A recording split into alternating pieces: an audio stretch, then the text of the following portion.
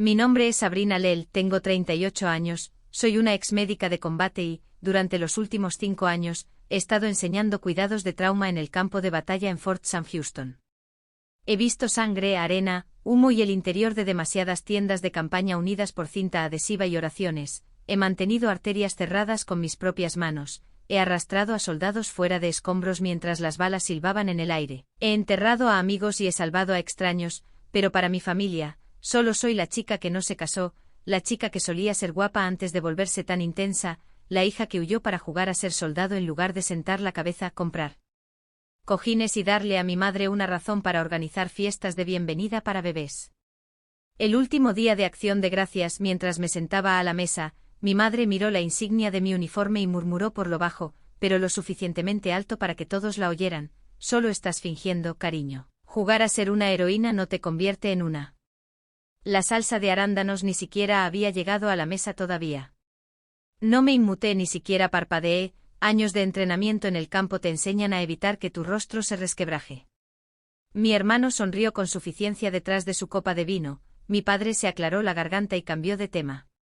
Tomé un sorbo de sidra tibia y me tragué todo: mi historia, mi orgullo y la necesidad de gritar.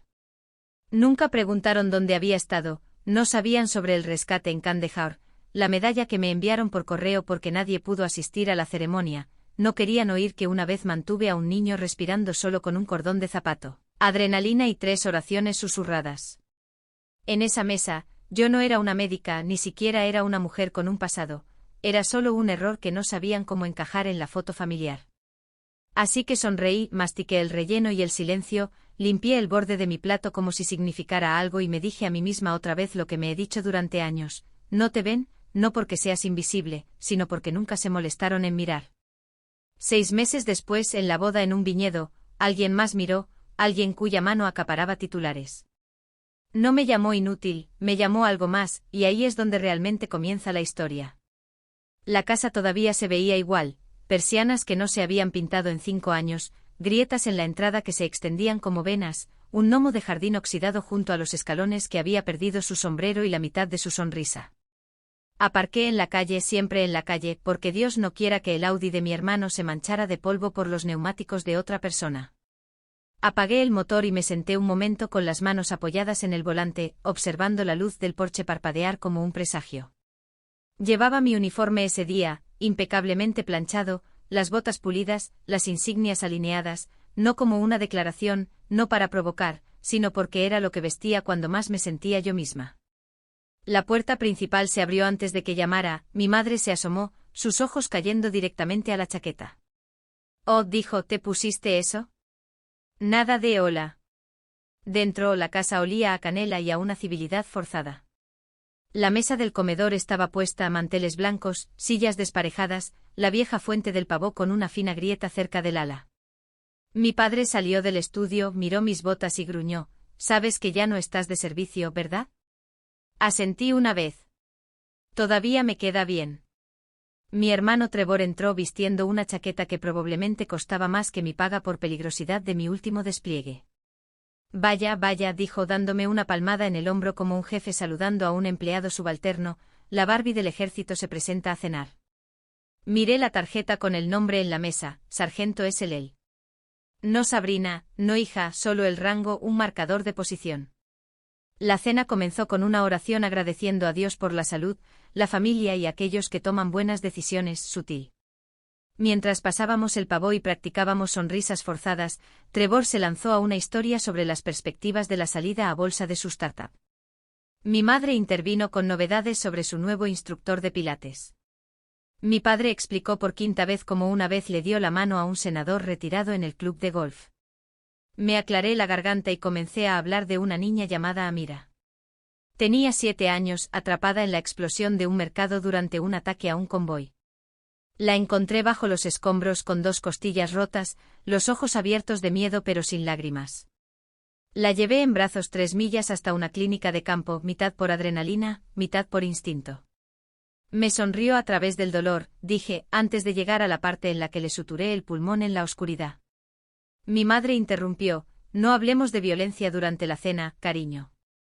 Volvió a su puré de patatas como si yo nunca hubiera hablado. El silencio que siguió fue más fuerte que cualquier explosión de mortero. Aparté mi plato, hasta la salsa de arándanos parecía juzgarme.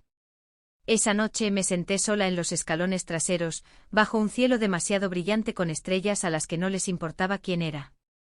Oí risas dentro, risas reales y plenas del tipo que solo puedes tener cuando no estás atormentado.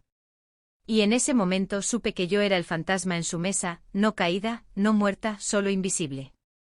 Siempre nos decían que esperáramos la orden, sin importar cuán fuertes fueran los gritos, cuán denso fuera el humo o cuán agudos los disparos, el protocolo era lo primero, era supervivencia, no sentimentalismo.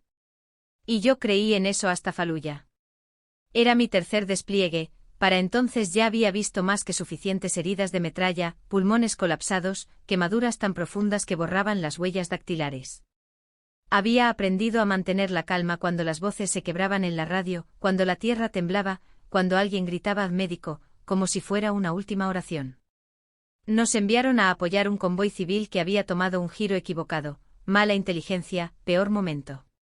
Para cuando llegamos el lugar era un infierno, coches calcinados, madres gritando, niños arrastrándose bajo metal retorcido como ratones buscando aire. El líder de mi unidad ya estaba caído, un disparo en el muslo, intentando hacer señales de evacuación con un brazo mientras presionaba la herida con el otro. Y entonces la vi, una niña, de unos 10 años, con la cara cubierta de polvo y sangre, un brazo colgando inerte. Estaba acurrucada detrás de un carro de verduras volcado, agarrando algo envuelto en tela. No pensé, no pregunté, me moví. Las comunicaciones eran un desastre, estática, luego una voz, negativo, no se acerquen a los civiles, amenazas desconocidas, mantengan la posición. Pero no pude mantenerme. Llegué a ella en 7 segundos, deslizándome de rodillas sobre grava y cristales. Sus ojos se clavaron en los míos, llenos de terror, no por ella misma, sino por el bulto en sus brazos, un bebé inmóvil. Revisé al bebé primero, todavía respiraba, apenas, desnutrido, pulso débil. El antebrazo de la niña estaba fracturado, las costillas magulladas, pero estaba consciente. Susurré en un árabe chapurreado, «Estás a salvo, ya te tengo». No lloró, solo asintió. Pedí por radio las coordenadas de evacuación, no obtuve nada. Así que los envolví a ambos en mi chaqueta y corrí. 150 metros de terreno abierto, disparos crepitando sobre mi cabeza. Una bala arrancó la correa de mi botiquín, otra levantó tierra a mis talones. Un marine proporcionó fuego de supresión desde un UMB colapsado mientras yo cruzaba a toda velocidad. Mis costillas gritaban, mis piernas temblaban, pero seguí moviéndome. Lo logramos. El UMB tenía una camilla, los estabilizamos. Vivieron y yo también apenas, costillas fracturadas, una conmoción cerebral, una línea de puntos a lo largo de mi cadera por donde me había rozado la metralla durante la carrera. Cuando desperté en el hospital de campaña, lo primero que oí no fue un gracias, fue, la próxima vez, espera la orden. No me degradaron, solo registraron una advertencia formal, incumplimiento de una orden de mando en condiciones de combate. Traducción, es impredecible. Más tarde alguien deslizó una nota doblada debajo de mi catre. Sin nombre, solo 6 palabras garabateadas a lápiz, 2 tumbas menos gracias a ti. Al final, una sola huella dactilar en sangre seca. Guardé esa nota, no por la gloria, no como prueba, sino porque en un mundo que premia la obediencia, necesitaba un recordatorio de cómo se sentía la desobediencia justificada. Cuando volví a casa, no se lo conté a mi familia, no habrían preguntado, e incluso si lo hubieran hecho, dudo que lo hubieran entendido. El sobre era de cartulina gruesa de color crema, con relieve plateado, el tipo de papel que prácticamente susurra, tienes suerte de estar incluida. Mi nombre estaba escrito en el frente con una fuente demasiado elegante para ser sincera, sargento de primera Sabrina Ley. No Sabri, no hermana, solo el rango y el apellido como si me estuvieran convocando, no invitando. Dentro la invitación era igualmente pulida, la boda de Trevor en el Valle de Napa, a mediados de primavera, etiqueta opcional, confirmar asistencia antes del día 10. Había un itinerario impreso, cena de ensayo en una finca vinícola, ceremonia con vistas al valle, brunch a la mañana siguiente organizado por la familia de la novia. Parecía un folleto de perfección curada. Me quedé mirando el sobre durante casi una hora, no porque no supiera qué hacer, sino porque sabía exactamente lo que significaba. Estaban invitando a la idea de mí, la versión conveniente, la silueta impecable que no usaría botas, no hablaría de heridas, no le recordaría a nadie que el mundo no era tan bonito como su arco floral. Ya podía oír la voz de mi madre: no montes una escena, ponte algo suave, intenta sonreír esta vez. Pero ya había aprendido que el acto de borrar a alguien a menudo viene disfrazado de cortesía. Así que tomé una decisión. Iría, pero no por ellos. Reservé un vuelo, alquilé un coche y desempaqué el mismo uniforme de gala que no había usado desde el funeral de un ex compañero de equipo. Pulí cada insignia hasta que brilló, planché los pliegues tan afilados que podían cortar. No porque necesitara atención, sino porque no iba a dejar partes de mí misma atrás solo para hacer que otros se sintieran cómodos. Cuando salí del coche de alquiler en la finca, el aparcacoches dudó. Sus ojos pasaron de mis medallas a mi cara, y luego a las botas que golpeaban la piedra importada. Gracias por su servicio, tartamudeó. Asentí. De nada. Dentro el lugar parecía un sueño, suelos de mármol, enredaderas envolviendo columnas blancas, música flotando en el aire como perfume.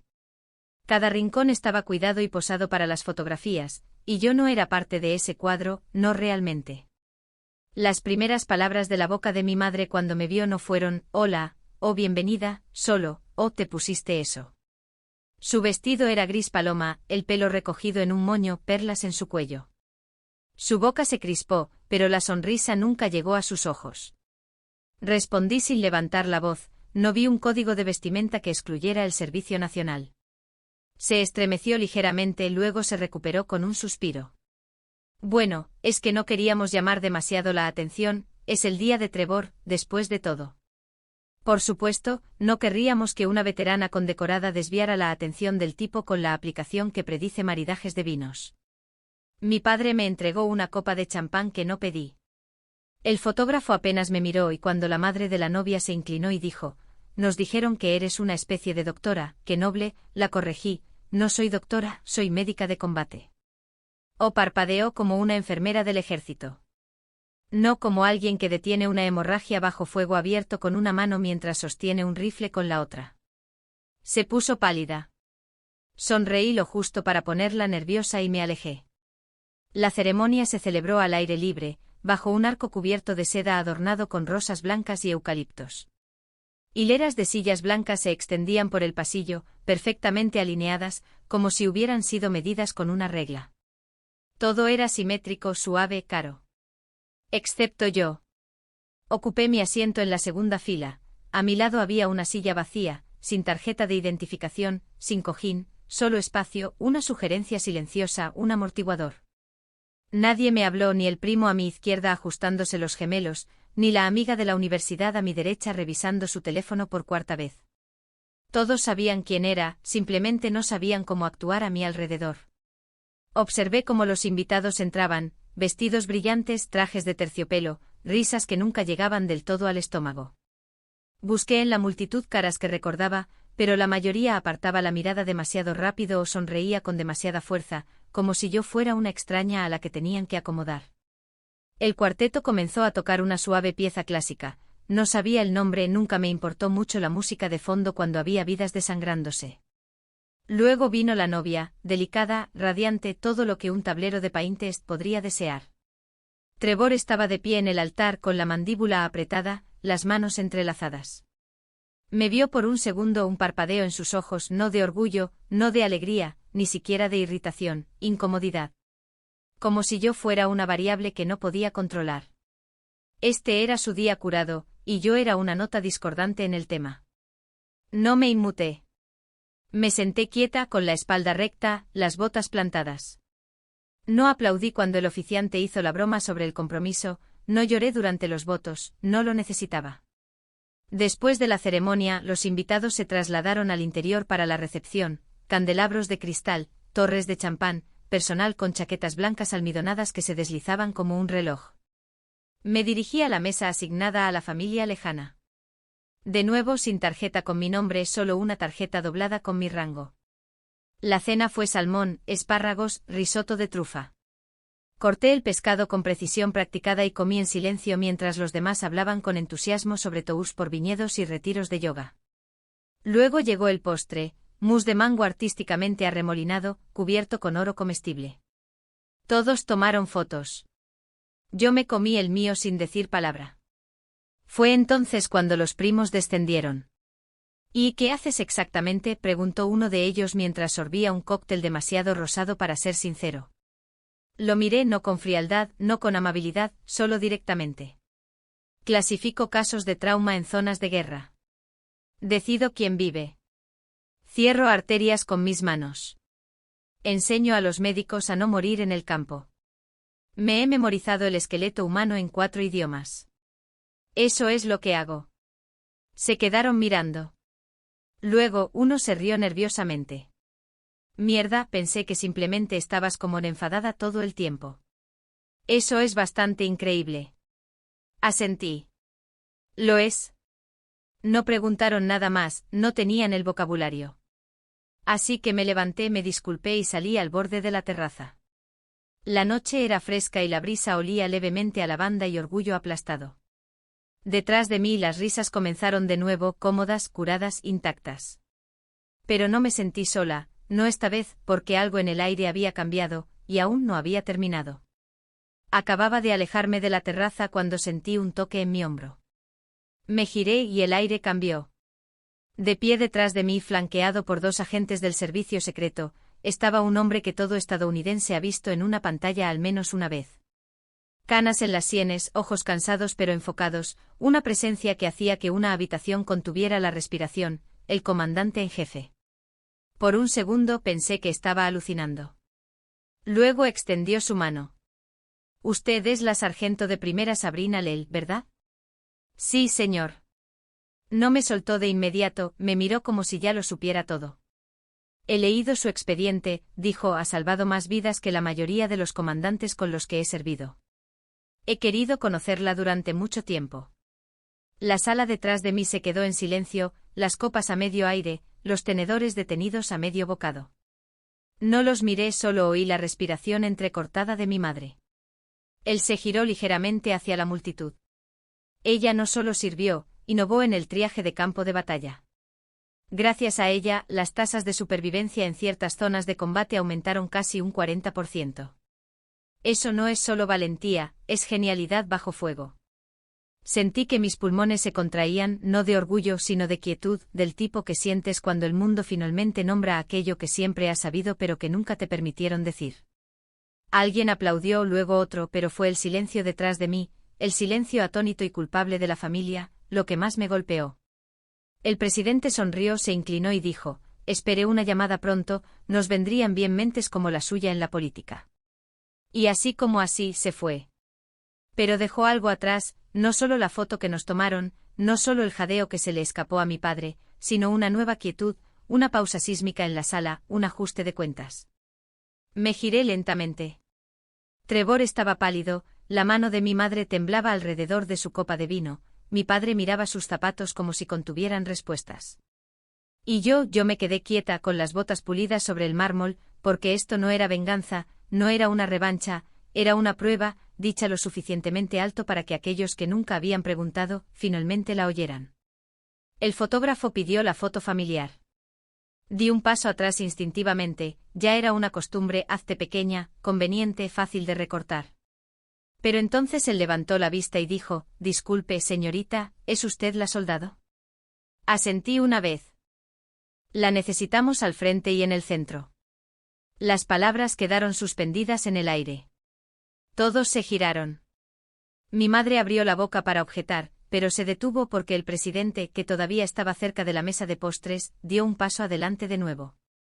Me señaló con una sonrisa fácil. Creo que el miembro más condecorado de esta familia pertenece en el medio, ¿no creen? Nadie dijo una palabra. Así que avancé lenta, tranquilamente. Me puse donde nunca me habían pedido que me pusiera, entre Trevor y mi madre, bajo un cielo que no tenía idea de lo que estaba presenciando. El flash se disparó y así como así, la foto fue tomada. Pero no se trataba de la foto. Más tarde esa noche, mientras las risas flotaban desde la carpa y las luces se atenuaban en una neblina dorada, me quedé sola en el borde del viñedo. Mi madre se acercó en silencio, no me miró a los ojos, solo bajó la vista hacia mis botas. Su mano tembló al extenderse y rozar la mía. No lo sabía, susurró. La miré firme. Nunca preguntaste. Ella asintió, no como una disculpa, sino como una verdad.